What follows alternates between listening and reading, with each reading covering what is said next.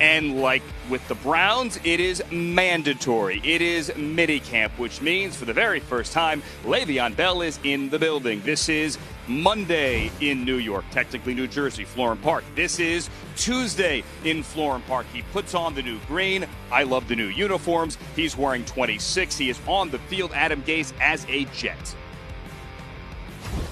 Well, we'll be smart just because he hasn't been here. I know he's been working out. I'm not really worried about him being in shape. You know, it's more of just kind of football. You know, getting back to that, getting used to terminology, kind of what we're doing. Really, this is going to be big for him to get used to the individual that we're going to be doing on the field. Him kind of getting used to the practice routine that we're going to be doing. So this will be next few days will be a great opportunity for him to do that. And we'll get him into practice as far as like the actual competition part of it. You know, we'll just be very selective of what we put him in on. You know what strikes me there, Steve Wyche, is that Adam Gase, very much like Freddie Kitchens, is saying all the right things, even though, you know, deep down inside, he would probably love to say, hey, I'm new, he's new, we got a new playbook, we're trying to get this thing moving in the right direction. I would have loved for you to have been here a couple of weeks ago. Now that you are here, we'll just take it slowly. Well, and that's how it is. You have to figure out how to manage him. Do you work him with the ones because he is going to be your starter? Or do you give the guys who've been there the first-team reps and ease Le'Veon Bell in? We know he's a dynamic player. We've seen all the videos of Lev Bell working out. But let's also keep in mind, this guy has not been on a football field, at least in these type of situations, in more than a year.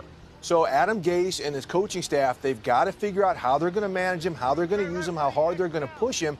But the main thing is just learning the culture, learning the plays, even where to line up, the depth, how far behind the quarterback he needs to line up, little things like that he has to work through. Again, this is nothing that's major, but it's just a restart for him, and other players are going to have to take a step back, although they've been there for a couple weeks learning how things operate with the Jets. Hey, Charlie, how much different is the pace, the tempo, everything in minicamp as opposed to OTAs?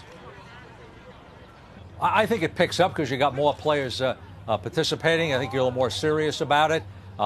This is kind of like your midterm exam, okay, if you will, or your final exam of the spring, because most teams have tried to put their whole offense in before they leave for the summer. So this is your chance here to run through it with the practices and see exactly where you are, and then you start the same routine again. So it does pick it up, and it's more accelerated than your OTAs, which are teaching, but it doesn't look that much difference, except now you got some of the big timers there haven't been there.